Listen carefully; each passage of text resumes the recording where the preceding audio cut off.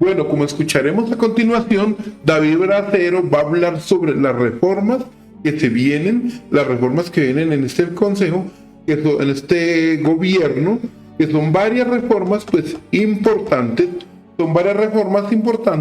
Vamos a escuchar lo que dice David Bracero, el presidente de la Cámara de Representantes. Amplia, que como toda discusión pública tiene exageraciones o tiene limitaciones, lastimosamente pocas claridades.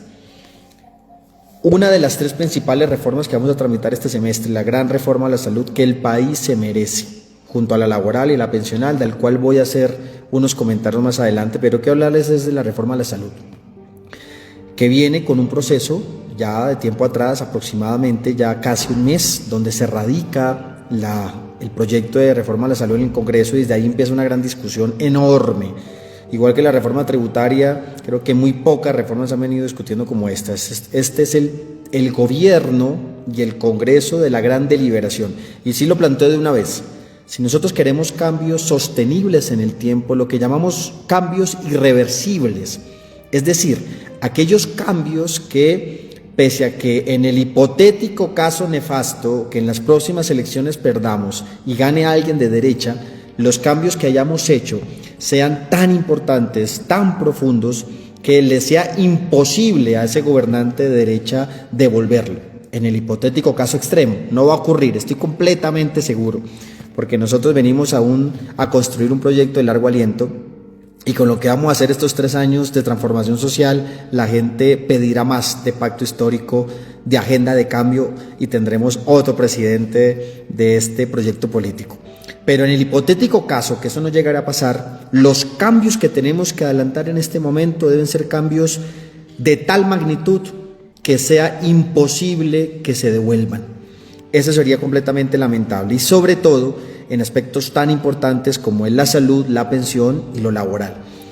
No pueden ser cambios de un gobierno, no puede ser una agenda simplemente de 3 años de gobierno. Por ejemplo, la reforma pensional. Una reforma pensional tiene una vocación de durar 20, 30, 40 años. Nos estamos pensando en las próximas generaciones, en nosotros mismos jóvenes, en nuestros hijos, en nuestros nietos, y también resolver la deuda histórica que tenemos con nuestros adultos mayores. Por eso, hoy nos comprometemos a esos grandes cambios estructurales, pero eso sí, solamente se pueden hacer con dos claridades. La primera, una gran voluntad política del presidente. Sin voluntad política es imposible sacar adelante este tipo de agenda. Una voluntad política del presidente Petro que responde ante el compromiso de campaña, ¿sí? Y así lo vamos a impulsar. Nuestra tarea en este momento tan importante es empujar la historia, así lo concebimos. Y empujar la historia es pensarnos en grande, soñar en grande con los pies en la tierra. Y por eso le planteamos al país unas grandes discusiones, como en la reforma a la salud. Primero, voluntad política de creer que es posible hacerlo, de que es posible construir una sociedad de derechos, de que es posible cambiar muchas cosas de las que se han venido dando, y no por un asunto ideológico, sino porque no han funcionado, porque el sistema de salud actual es un sistema de salud que sin lugar a dudas ha avanzado en muchas cosas, la que siempre dicen, que es la cobertura, muy bien, es decir, que hay un 98% de personas. Sí, como dice David Bracero, un sistema de salud que ya más de 30 años, pero no le ha servido al pueblo. Eso es una cosa nefasta, es una cosa de locos, donde la gente se muere en las puertas de los hospitales. Y lo que él dice también, que la cobertura ha sido buena, sí, hay buena cobertura, pero hay muchos municipios alejados, que él también va a decir más adelante, donde hay muchos municipios alejados que no llega esta cobertura, no llega la salud realmente. Porque como esto es alto negocio, entonces para las grandes empresas de prestadoras de servicios de salud como las EPS no es rentable llegar a un municipio lejano. A ellos no es rentable. Que están afiliadas al sistema, espectacular, no vamos a decir que no, pero muy pobre en atención, con unas grandes desigualdades donde la atención se centra en las grandes urbes y deja por fuera a la periferia, siempre el drama de la periferia. O por ejemplo, un sistema de salud que, pensando en el lucro y en el negocio, olvidó lo más importante, que es la atención primaria, la prevención y la promoción. Les quiero dar este dato. Hoy en los países más desarrollados, en la OCDE, los más avanzados, que han generado políticas de seguridad social estables a lo largo de las décadas, hoy invierten en políticas de prevención y promoción alrededor del 35% de su sistema. ¿Saben cuánto invertimos en Colombia? Apenas el 10%, a duras penas estamos llegando al 10%, de 80 billones con B de billete que tiene el sistema de salud, solamente el 10%. Y eso obedece a una lógica perversa de negocio.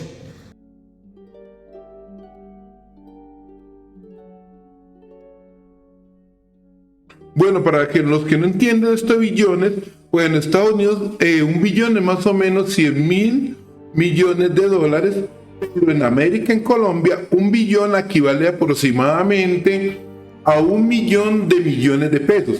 Es decir, 999.000 millones de pesos.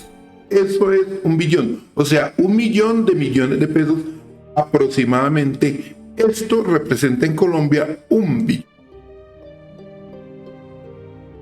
Porque para algunos, los intermediarios de la salud, es más rentable invertir o sacar plata cuando la enfermedad está muy avanzada, cuando la enfermedad se complejiza, cuando el paciente llega a altos niveles de complejidad en su enfermedad, lo que llamamos enfermedades de alto costo, algo así como la atención en cáncer, tan diferente cuando tú logras detectar.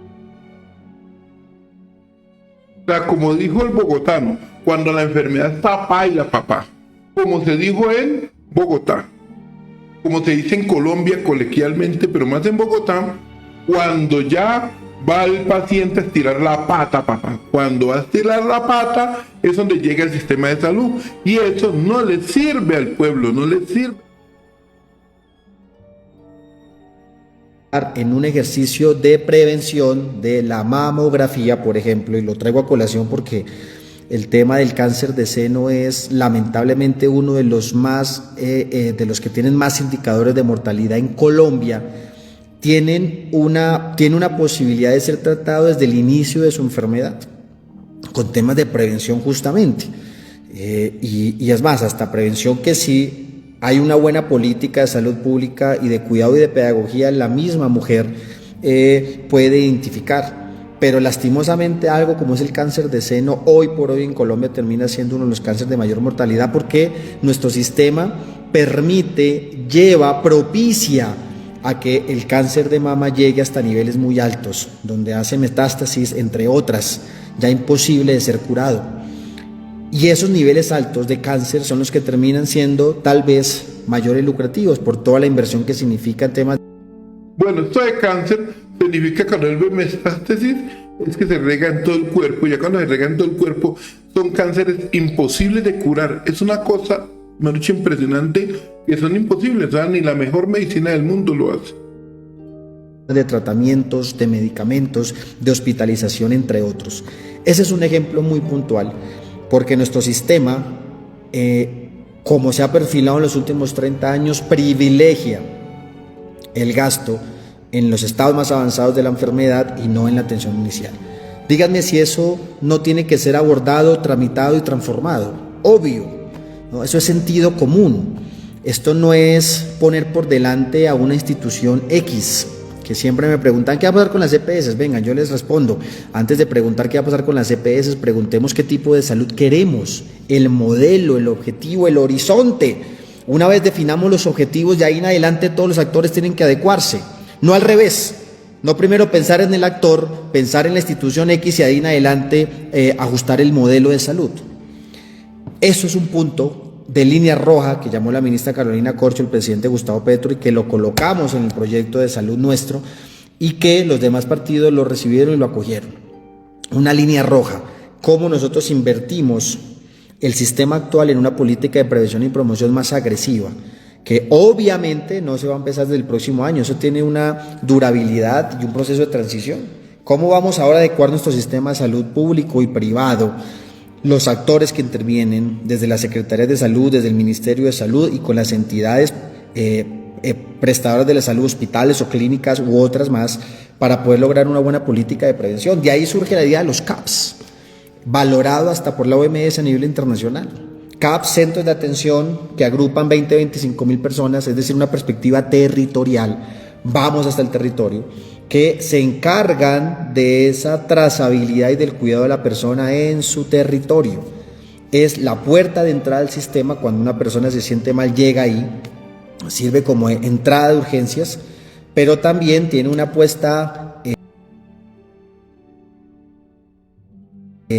importantísima extramural, es decir, por fuera del espacio de atención, visitas a los hogares, un médico con enfermeros y enfermeras y médicas que atienden a familias, un número determinado de familias, personalización de la atención, de ahí que se generan unos vínculos. Esto ya lo había dicho, lo había hecho ya, Gustavo Petro había hecho esto en Bogotá, y esto hizo que muchos niños pues no murieran de desnutrición. Llegaban los médicos a la casa, miraban, examinar y prevenían la enfermedad. A muchas familias, cuando los niños tenían mucha desnutrición, inclusive les daban unos alimentos para que estos niños pues comenzaran a superar lo de la nutrición, y se vio en el tiempo de Gustavo Petro, eso se vio en Bogotá. O sea, no una cosa improvisada, una cosa que ya hicieron en Bogotá. Lo que está diciendo aquí David, eso ya Bogotá lo vivió, donde llegaban los médicos y miraban, y muchas personas se salvaron por esto, porque es mejor prevenir que curar. Diferentes y la posibilidad de hacerle seguimiento mejor a las familias en los hogares. Eso entre muchas cosas más. Bueno, sentido común se logra posicionar y hoy ya hace parte del contenido fundamental de la reforma de la salud. Eso es una ganancia. ¿Vamos a avanzar como sociedad? Por supuesto que vamos a avanzar como sociedad. Eso es una gran transformación, eso es un cambio irreversible del cual me siento absolutamente contento de que pudiéramos disponer y que yo pudiera colaborar en ello. De ahí en adelante viene toda la discusión, un mes de discusión pública, a veces en términos agresivos, otras veces desinformando, y ayer tuvimos el gran encuentro en horas de la noche con el presidente de la República en su despacho, con el ministro Alfonso Prada, Laura Sarabia, jefe de gabinete, y Dilian Francisca Toro de la U, y el doctor Cepeda, conservador. Primero, ¿por qué nos reunimos con ellos? Porque es la única manera de construir país. El problema no es que nos sentemos en la mesa con actores políticos con los que antes no nos sentábamos, o que teníamos profundas diferencias y que todavía tal vez las tenemos. El problema sería si el momento de sentarnos en la mesa con ellos olvidásemos de dónde venimos y para dónde vamos. Ténganlo siempre muy presente. Si nosotros nos sentamos en esa mesa para vender el modelo de salud que queremos, que les estoy comentando, entre otras, eso sí sería lo problemático. Si nos sentamos en la mesa con ellos a dialogar quién sabe qué cosas por encima de los objetivos y fines del pueblo colombiano. 4 o 5 horas que solo hablamos del sistema de salud para mirar cómo llegábamos a un acuerdo. Pero segundo, por un principio democrático. Nosotros no vinimos a replicar lo que hicieron ellos con nosotros, que fue cercenarnos la palabra, violentarnos políticamente, negarnos la existencia política. Recuerden que la negación de la política ha sido la causante del ciclo eterno de violencias en Colombia. No, somos más grandes que ellos, ustedes lo saben, y por eso construimos con los demás, dialogamos con los demás. Es la única manera de construir país. En un país tan polarizado nosotros venimos a unir, a reconciliarnos. Aquí en este espacio, que es la Cámara de Representantes, la oficina Sala de Juntas, venga, levanto. Hace unos días saqué un video, miren, me siento muy contento porque llenamos de cuadros del pueblo la Cámara de Representantes en contraste con estos cuadros. Los cuadros de los presidentes de la Cámara históricos, bueno, al frente colocamos los cuadros de la ciudadanía, porque el pueblo llegó al Congreso y lo reivindico a un año de las elecciones, porque justamente fue hace un año que logramos las elecciones del Senado y la Cámara, donde el pacto histórico sacó la mayoría de los congresistas como fuerza política. No fue suficiente, no tuvimos las mayorías necesarias para votar nosotros mismos, y eso hace parte de la realidad política. ¿Nos gusta? No, tal vez no nos gusta, pero es así. ¿Qué podemos hacer? En la Cámara de Representantes que yo presido son 187 congresistas, somos 187 congresistas. ¿Del pacto cuántos somos? 30. Para aprobar cualquier reforma, hasta para aprobar el orden. Sí, lo que dice David Racero es muy cierto, pero también una de las fallas que ha habido en el pacto histórico han sido esas listas cerradas, porque también yo vi muchas personas y líderes buenos que se alejaron del pacto histórico debido a las listas cerradas. Como ya lo sabemos, el pacto histórico pues ha mandado listas cerradas. Si hubieran sido las listas abiertas, quizás hubieran entrado más congresistas al pacto histórico y sería mucho más fácil llevar adelante estas reformas. Pero el error que ha cometido, el error terrible, ha sido que el pacto histórico ha cerrado las listas. Esa es la realidad. Esa es la realidad, porque muchos líderes, bueno, pongámoslo como Holman Morris, pongamos un ejemplo. ¿Cuántos votos sacó Holman Morris? Pues la tercera votación más fuerte en Fuerza Ciudadana. Él se fue a Fuerza Ciudadana debido a esto, la lista cerrada. Muchos congresistas, ahí tenemos por ejemplo antes PRI ya no es del pacto histórico, no es la misma idea de Gustavo Petro. Eso, antes PRI ya está en el Partido Verde. Está Catherine Miranda, creo que se llama, la concejal más votada, la representante de la Cámara más votada de Bogotá, del Partido Verde. Algunos líderes se han ido para otros partidos, otros han renunciado, algunos muy conocidos, otros no conocidos, han abandonado el pacto histórico por lo mismo en esta lista cerrada. Ahora en el Consejo y en las juntas administradoras locales, quién sabe cómo ir al pacto histórico, ya que muchas personas de pacto histórico, muchas personas que están con las ideas de Gustavo Petro, se han alejado y se han visto en estos momentos que se ha ido mucha gente. Esa es una de las realidades. O si no, el gobierno de Gustavo Petro estaría más fortalecido. Esa es la realidad. Orden del día, se necesitan 96 votos. ¿De dónde los vamos a sacar? ¿Nos los inventamos? Pues no. ¿Y esa es la realidad de la política? ¿Qué quisiéramos? Que en 4 años en las próximas elecciones ya pusiéramos 100 del pacto histórico. Nos oyamos, felices. No tendríamos que hablar con nadie más. Si es que ese es el ideal. Pues bueno, es una decisión política de tener que concertar con los demás. Probablemente con las listas abiertas probablemente se llegaría a ese monto, pero con las listas cerradas es muy difícil. ¿Por qué? Porque apenas la lista cerrada que representa la cabeza principal, Gustavo Petro. Y hay muchas personas, hablemoslo en serio, hay muchas personas que gustan de Gustavo Petro, pero hay otras que no, hay otras que de pronto les gusta un cierto congresista. Si hablamos del otro lado del partido uribista, también hay muchas personas que están en ese lado, pero no les gusta Uribe. Pero pongámosle, les gusta Cabal o les gusta otro congresista del lado de allá.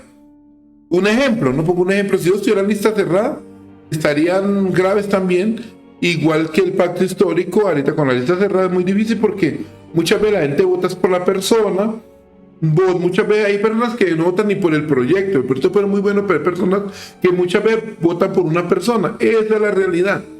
Sería muy bueno que todo el mundo votara por un proyecto político, sería bueno, pero muchas personas muchas veces votan es por las ideas o el proyecto que lleve cierto candidato, y muchas veces ni por un logo, ni por un partido, ni por una representación. Si hablamos del pacto histórico y todo esto, Gustavo Petro, si hablamos del otro lado, el Uribe, muchas personas del Uribe no quieren a Uribe, y así pasa este otro lado. Muchas personas del pacto histórico no están muy de acuerdo con Gustavo Petro, o quizás no les guste, pongámosle, la cabeza de la lista, ¿no? Está hablando con una persona sobre el asunto de la alcaldía, que uno que tenía mucha fuerza para ahí probablemente sea Gustavo Bolívar. Es una persona muy del pacto histórico, pero ella a Gustavo Bolívar no le gusta. Ella prefiere a Holman Morris, ¿sí? Y así funciona. O sea, ella dice que ella por Gustavo Bolívar quizás ni vote, o sea, ¿sí ven? Ella no le gusta a Gustavo Bolívar. Las ideas y la forma de Holman Morris. Esto en la política es así. Entonces hay muchas personas que de pronto el logo del pacto histórico no les gusta, de pronto no les gusta el Gustavo Petro, pero sí les gusta algunas ideas de algunas propuestas de ciertas personas. Así funciona la política, mijo, esa es la realidad. Lo personal no está mal, porque es la única manera, insisto, de construir proyectos de largo alcance. Cuando los proyectos son consensuados, dialogados, el gran pacto social, la gran convergencia social, los cambios son irreversibles, que es lo que queremos. Así es como se hace la paz. Así nos ha enseñado el propio presidente Gustavo Petro. Y ese es el país en el que creo. Y vinimos a unir a nuestro pueblo, no a dividirlo. Y ese es el papel que cumplió como presidente de la Cámara. Ayer nos reunimos. El papel que tuve como presidente de la Cámara fundamental, porque desde un principio acompañamos la discusión. Yo no soy de la Comisión Séptima, pero le dije al presidente Gustavo Petro que iba a estar muy pendiente, y así lo hicimos. Tendemos los puentes, Me senté desde grupo de EPS hasta he dialogado con redes, con líderes, presidentes de las redes de usuarios, con médicos, por supuesto con el propio Ministerio de Salud, con los colegas congresistas, y hemos servido de puente para intentar de una u otra manera conciliar. De ahí surgió una reunión hace 8 días en la Casa de Nariño que tuvimos con los presidentes de los partidos de Sí de Todos, donde con el presidente Gustavo Petro, donde se hace un compromiso por parte de los colegas, de los presidentes de los partidos, hacer un documento que complementa el texto inicial. Se entrega la semana pasada, más o menos el jueves, y de ahí surgió la reunión de ayer. 4 horas discutiendo con el presidente Petro y surgió el texto. En definitiva, ¿qué saca ese texto? Para generar unos puntos importantes. Se habla de un sistema mixto entre lo público y lo privado. Para mí, un sistema en transición, porque el objetivo de consolidar un sistema público, ¿qué significa público? Significa que la administración es pública, no significa que no hayan agentes privados. Siempre lo hemos dicho, hay hospitales públicos, pero también clínicas privadas. Hoy en día es la mayoría. Hoy en día la red de prestaciones de servicio, clínicas y hospitales, estamos hablando que el 85% son privadas.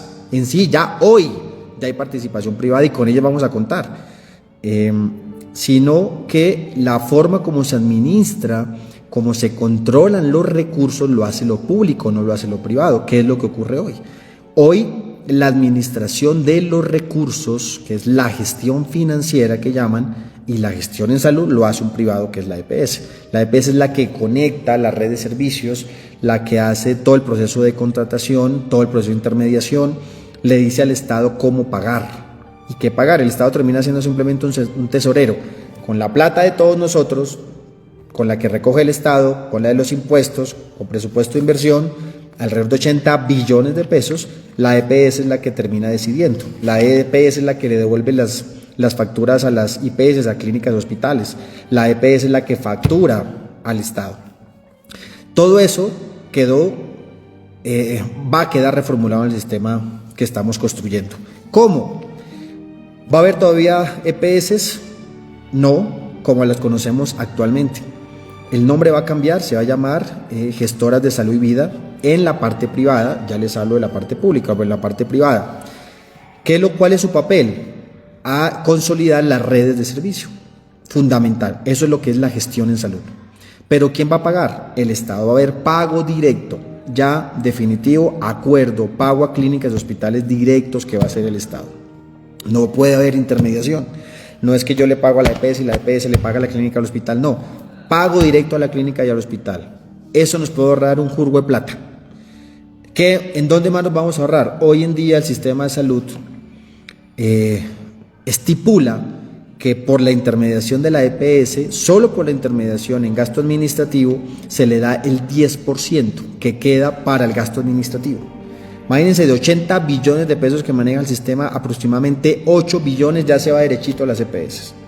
Tienen gastos administrativos, sin lugar a dudas, todo el tema de personal, la contratación que hacen, etcétera, pues cómo soportan la operación. Pero eso se acaba, ya no va a ser el 10%, va a ser del 5%, mucho más modesto. Hay un ahorro considerable, pero por ejemplo, ya no van a tener tampoco la contratación de lo que se conoce como la verticalidad. La verticalidad es el contrato de yo. Uy, es mucho dinero, demasiado dinero ese que te comen estos negocios privados, ¿no? Con yo. Una EPS X, no voy a colocar nombres, tiene varios tipos de clínicas de diferentes tipos de atención, una clínica de cáncer, otro tipo de clínica de pediatría, otro tipo de clínica odontología, qué sé yo, y ella misma se contrataba consigo misma, es decir, sacaba el billete de un bolsillo para guardarlo en el otro bolsillo, ¿sí? Eso genera procesos de corrupción, posición dominante en el mercado. ¿Cómo les parece eso? Gravísimo, ¿no? Ella se autocontrataba, cogía la plata y hacía fiesta. Ave María, por Dios. La mata la corrupción que tenía. Un negocio súper montado, ¿no? Uy, terrible, terrible, terrible esto. Terrible, terrible. Ave María, por Dios. Grave, ¿no? Entre otras. Eso se acaba rotundamente en el nuevo proyecto de ley, ¿sí? Es decir, las gestores van a tener simplemente ese papel de gestores, conectar redes primarias, CAPS, redes primarias con especialistas, con hospitales, clínicas de más alto nivel. Y, por supuesto, acompañan al paciente en la trazabilidad que llaman. Eso es una ganancia. Que no quisiéramos que no hubiera eso, tal vez, es verdad. Yo creo que podemos seguir avanzando, pero también digo que eso no puede ser de un día para otro. El tema de la salud, con la salud de los colombianos no se puede cometer el más mínimo error, ¿no? Y más allá de un asunto ideológico, y en eso tenemos que ser muy maduros, tenemos que pensar muy bien la ruta de transición de eso. Y esa ruta de transición implica bajarle el perfil a las EPS que la tienen hoy hacia gestoras de salud, vida y salud, y poco a poco, mientras que se fortalece todo lo público. Ese proceso nos va a llevar unos cuantos años, sobre todo por una cosa en particular, que es lo que llaman el ADRES. El ADRES hoy en día sirve como un tesorero, que es el que termina pagando, es el que centraliza el pago y paga a todos los actores del sistema. En la propuesta nuestra no solamente es un pagador, ¿sí? En el sentido clásico, como tesorero es simplemente pagar, le pasan la factura y simplemente paga, sino que ese mismo ADRES va a controlar el mismo proceso de facturación, de habilitación, es más, hasta de auditoría. Hoy las auditorías las hacen las propias EPS, ¿sí? Se auditan a sí mismas. Bueno, ¿cómo nosotros podemos auditar a partir de un fortalecimiento del ADRES? Pero para llegar ahí implica años, porque eso implica consolidar un buen sistema de información, ¿sí? ¿Cuántas facturas se puede estar generando en un día en todo el país con temas de... O sea, grave. Ellos mismos se vigilaban, ellos mismos se auditaban si la plata se perdía o no, ellos mismos llegaban y miraban, no. Sí. Es como colocarse un ladrón a cuidar su casa, algo así. Y Ave María, no. de salud, miles, ¿sí? Miles, porque cualquier cosa te facturas de la atención, de cualquier tipo de atención, desde el medicamento, ¿cierto? Que tú vas y cobras, que te entregan y que vas a y que recibes en la droguería, hasta cualquier procedimiento, cualquier laboratorio, una radiografía, cualquiera, es una factura. Imagínense cuántas no hay. En este momento el Estado tiene la capacidad para manejar eso, no la tiene, y no es asunto ideológico, es un asunto real, concreto. Bueno, hay que fortalecerlo, sí, y eso implica. O sea, grave, en este momento, o sea, el Estado no tiene cómo controlar eso. O sea, ¿cómo será la corrupción que se manejará allá? O sea, el Estado no controla eso. O sea, es una cosa de loco, mejor dicho, que está pasando. No, es una cosa de loco, una cosa que te queda uno totalmente aterrado. Aterrado, muchachos. Ave María. A tiempo. ¿Cuántos años? Nos vamos a demorar un par de años. Tal vez este gobierno en estos 3 años nos vamos a demorar haciendo todo el proceso de alistamiento, consolidar 2.400. En Colombia, es una vaina que lleva años Colombia. Esto lleva años Colombia y el gobierno lo que va a hacer es como la puerta y va a dejar todo alistado para el gobierno que viene. Hay que estar muy pendientes quién va a gobernar dentro de 4 años, porque si ese gobierno lo llega a coger una María Fernanda Cabal o un Polo, van a acabarles con todo, papá. Ave María. Los CAPS. Los CAPS son el centro de atención primario, el de los 20.000, 25.000 personas. Ya con solo eso, que es fortalecer la atención primaria, vamos a hacer una gran revolución. Entonces, que sea la pedagogía para comentarles que el sistema de salud que estamos diseñando, que es el mejor, el que tú te mereces, sin lugar a dudas va a tener unos avances a los que tiene ahora, va a optimizar los recursos, ¿sí? Vamos a tener mayor capacidad de discurso para poder invertir, fundamental, acuerdos, inversión en infraestructura. Los hospitales públicos, hablo del capítulo público, consolidarán sus propias redes. Hoy ya hay avance de eso. Un departamento como ahí el Cauca tiene una red pública de hospitales muy fuerte, algunos municipios por supuesto más fuertes que otros, pero una red de hospitales muy importantes que toca fortalecer. ahorramos recursos, más eficientes con los recursos, y quisiéramos que desde esa mirada de la atención inicial y el acompañamiento inicial que se le da al paciente podamos tener mejor oportunidad, que es lo que más nos quejamos. ¿Por qué la cita con el especialista se demora mucho? Para poder avanzar en eso hay que atacar varios frentes. Por supuesto, la forma como el sistema mismo prioriza la atención hacia especialistas, no se demora por un tema de dejémoslo pasar, ¿no? Porque puede ser más efectivo que se le impone el paciente. No lo digo que esa sea la mente tan maquiavélica, pero en la práctica es así. Cómo hay un compromiso realmente por la atención, y por eso desde más temprano se inicie el seguimiento al paciente, mucho mejor va a ser el control de la enfermedad, sino que también, por ejemplo, involucra mayor formación de especialistas. Y ese es un dato concreto, real. Somos de los peores países en la OCDE. En Sudamérica no nos va tan bien, solamente Sudamérica y Latinoamérica, en tener especialistas de todo tipo, ¿no? Y eso que implica formación. Hoy, lastimosamente, muchos de nuestros especialistas se van para otros países porque son mejores pagos. Implica hablar con las universidades, fortalecer las facultades, que los especialistas... Y lo que él dice es cierto. Los mejores especialistas se van para otros países, y hablando de salud, pero también en otros temas, sí. Porque aquí en Colombia lo que da una mano es genios, pero los genios se van porque aquí no tienen oportunidad. Esa es la realidad. Tengan incentivos para ir a los territorios justamente a la atención, no que se queden en los grandes centros, en las capitales, y que toque llegar siempre el paciente desde muy remoto, desde un lugar muy remoto para la atención. ¿Cómo hacemos para ir a los departamentos? Eso implica también un tiempo, ¿no? Crear especialistas uno lo hace en una semana, en un mes, ni siquiera en un año. Eso implica un tiempo que hay que invertir. ¿Qué sigue ahora? Después de la reunión de ayer, vamos a una reunión mañana con equipos técnicos. Esos equipos técnicos vamos a consolidar ya en detalle el articulado con el Ministerio de Salud, con los ponentes y los coordinadores, con los presidentes de los partidos. Estaré yo presente justamente para seguir velando. Un poco extenso esta conversación, pero quería hacer una mirada mucho más amplia de lo que vamos trabajando en el sistema de salud, ¿no? Que es sumamente importante. Obviamente quedan detallitos que ya después con el articulado hay que profundizar, hay que detallar, hay que ampliar para que no haya el más mínimo duda. Mensaje fundamental: que este es el gobierno de la conversación, que este es el gobierno del pacto. Eso es el verdadero pacto histórico, no la chapa con la que nos hicimos elegir, en la que creemos, en la que ganamos hace un año, sino la posibilidad de hacer consensos, y especialmente consensos con los diferentes.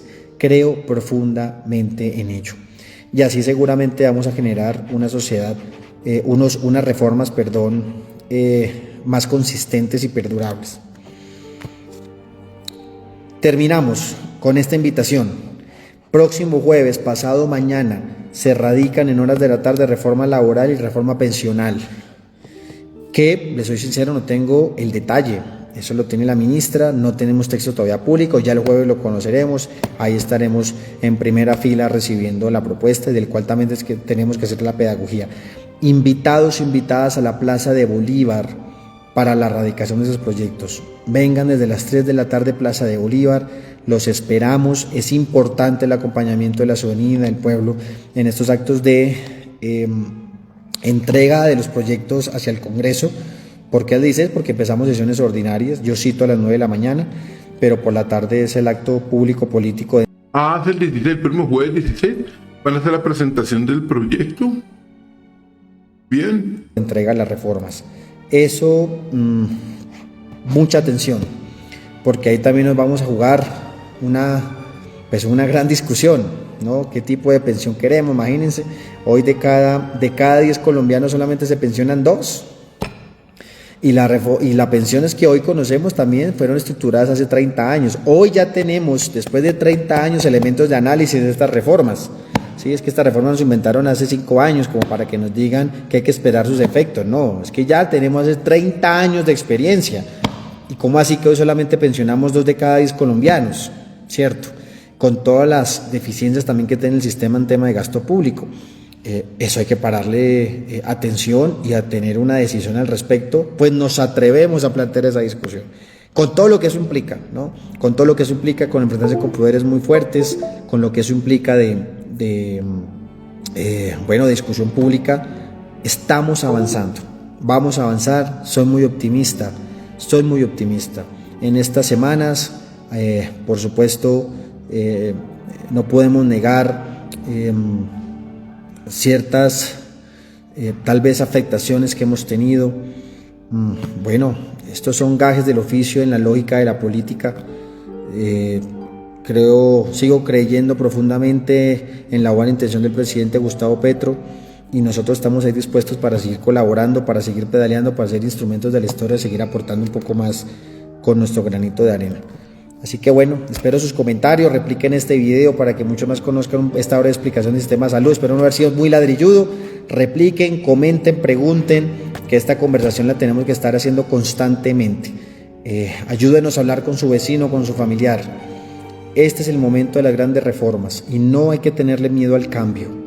¿Sí? Si ya tendremos que hablar de otros temas. ¿Saben qué me preocupa? El costo de vida. Se lo expresé ayer el presidente Gustavo Petro. ¿Cómo hacemos para que empiecen a bajar el costo de vida tan alto? Yo que hago mercado todos los domingos, es una barbaridad. Oye, el tema del queso. Hoy el queso es un bien de lujo, ¿no? Como una libra de queso, 30.000 pesos. Una barbaridad, 25.000 pesos. Bueno, dependiendo de la marca, ¿no? Yo como queso costeño. Y yo no sé, hay una escasez de leche, hay muchos factores, la guerra en Rusia, etc. Ojo, el tema de los precios no es solo en Colombia. No nos dejamos meter los dedos en la boca. La inflación es una realidad internacional, ¿sí? Desde Estados Unidos hasta Argentina y también en Europa, entre otras, y en algunos países más dramáticos que el nuestro. ¿Eso es un golpecito en la espalda? No. ¿Eso es consuelo de tontos? No. Obviamente como país hay que seguir tomando medidas. Ya empiezan a bajar las tasas de interés los bancos, una gran concertación. Dicen que no hablamos con la empresa privada, mentiras, ahí están los bancos, ¿sí? Bajan las tasas de interés de las tarjetas de crédito y se vienen otras medidas adicionales. Hablé aquí con el director de Asobancaria, que es de nuestra corriente política. No, fue ministro de vivienda del gobierno anterior, yo fui oposición, hice debate, pero en este momento hay que dialogar. No le tengamos miedo a eso y no desconfiemos, porque lo que estamos haciendo es para mejorar la vida de nuestra gente, porque no estamos viviendo una época de cambio, sino un auténtico cambio de época. Así que muchas gracias por la atención, les invito a distribuir este video, los quiero mucho, seguimos para adelante con toda la fuerza y mándenos muchas oraciones y bendiciones, que necesitamos mucha fuerza para sacar todo esto adelante aquí en el Congreso, con ustedes. Abrazos.